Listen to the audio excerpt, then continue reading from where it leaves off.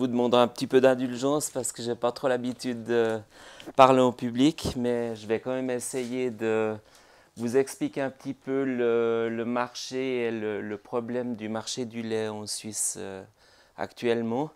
Et puis ensuite, je vous présenterai mon exploitation laitière. Je vais un petit peu témoigner pour que vous puissiez comprendre un petit peu la problématique qui se passe en Suisse et puis les démarches que je suis en train de faire pour, je dirais, pour résoudre le problème et qui vont aussi dans le sens de la souveraineté alimentaire. Alors, je vais commencer. Bon, on a le tableau ici. Donc, actuellement en Suisse, c'est vrai que la situation des producteurs laitiers, je dirais d'une partie des producteurs laitiers est dramatique.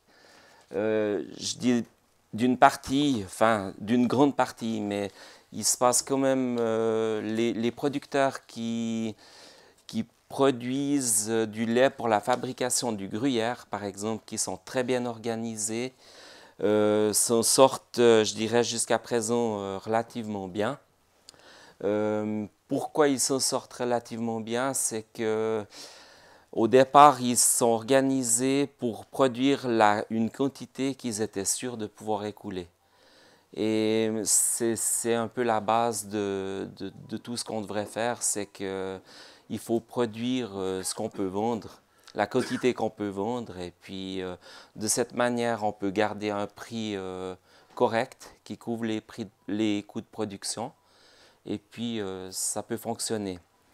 Tandis que ben, moi, je suis dans le mauvais bateau actuellement.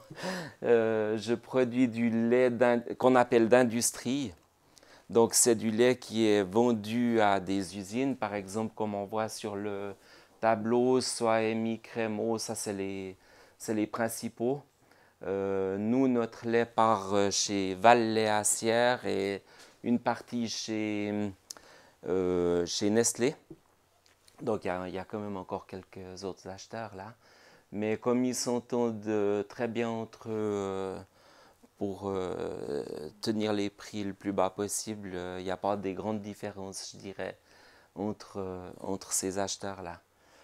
Donc, le problème qu'il y a actuellement, c'est que depuis le 1er mai 2009, il y a la Confédération qui a complètement libéralisé le marché du lait suisse. Donc, on est le laboratoire de l'Europe actuellement.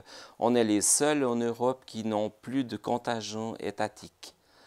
Et donc, tout le monde est en train de regarder ce qui se passe chez nous. Et on est vraiment le pire exemple d'Europe au niveau de la gestion des quantités de lait. Alors, ce qui s'est passé au 1er mai 2009, donc jusque-là, on avait chaque ferme ou chaque producteur de lait avait un contingent, donc une quantité de lait attribuée par l'État qu'on devait produire ou qu'on pouvait produire, mais en tout cas pas dépasser.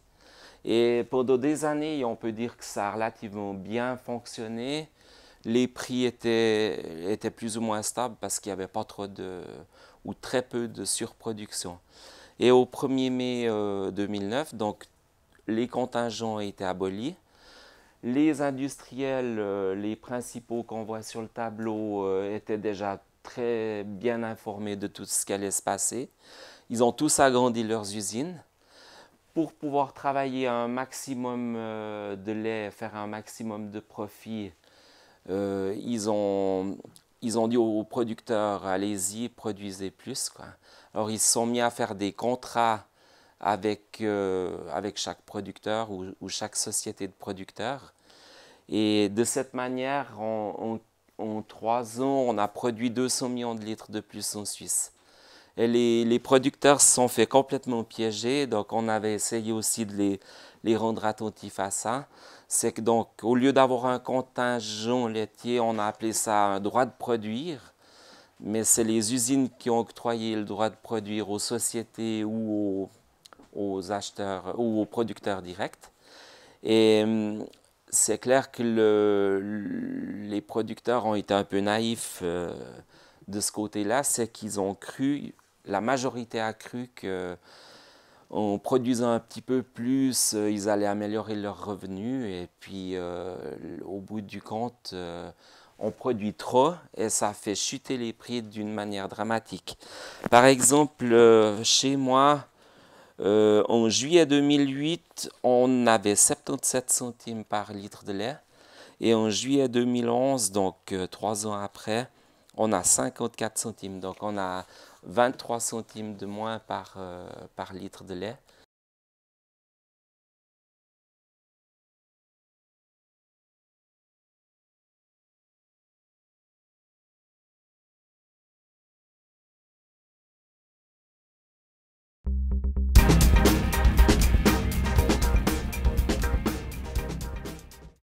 La surproduction, si on parle aussi de souveraineté alimentaire, c'est 200 millions de litres. Euh, c'est clair qu'ils ne peuvent pas être consommés en Suisse. Alors, on essaye d'en faire du beurre ou de la poudre de lait, donc qui est exportée, qui est subventionnée. Cette poudre de lait arrive dans des pays comme au Burkina Faso ou ailleurs à des prix dérisoires, je dirais, et qui casse également les marchés chez eux. Donc c'est totalement nul, donc on ne devrait jamais faire ça. En plus, pour avoir produit ces 200 millions, la surface herbagère de Suisse ne suffit pas. Donc il y a énormément de soja qui ont été importés. Donc il y a eu des transports, etc. On n'a fait que de la pollution et ça n'amène à rien, quoi. Donc il faut bien se dire que 200 millions, produire 200 millions sans avoir une surface nécessaire pour le faire, ça demande quand même beaucoup d'énergie. Et on a, en tout cas, on remarque, enfin moi je le remarque peut-être mieux que le simple consommateur. Sur les autoroutes, en zone entre la France et la Suisse, il y a énormément de camions aussi de foin et de fourrage qui arrivent en Suisse. En somme, pour produire ces 200 millions qui ne servent à rien.